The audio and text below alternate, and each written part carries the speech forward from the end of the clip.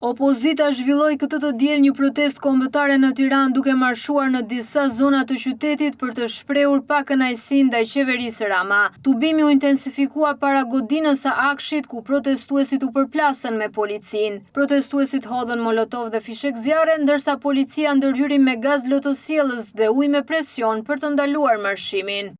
Një tjetër incident ndodhi kur protestuesit tentuan të afrohen drejt parlamentit, por rruga u bllokua nga forcat e rendit, të cilat formuan një kordon sigurie. Gjatë incidenteve, disa deputet të Partisë Demokratike, përfshirë Luciano Boçin, Flamur Nokën dhe Xhelal Mziun, thanë se protestuesit u goditën me shkopin gome.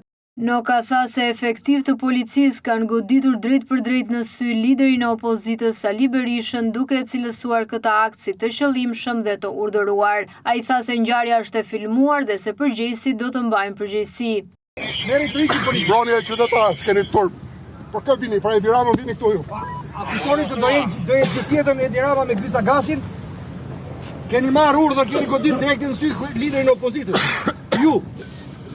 Jo gjithë ju, po një nga ju, një bandit që keni brenda ju shtu. E kemi të filmuar, do t'a paguani.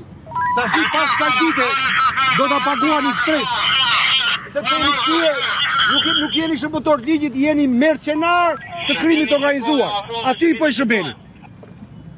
Tërhiq kush është, tërhiq shpejt e shpejt, policët lagorit tuti, ec. Po ashtu kryedemokrati Berisha gjatë protestës u prek edhe nga efekti i gazit lotosjellës, ndërsa pushoi për disa minuta para se t'u bashkohej sërish protestuesve në marshim.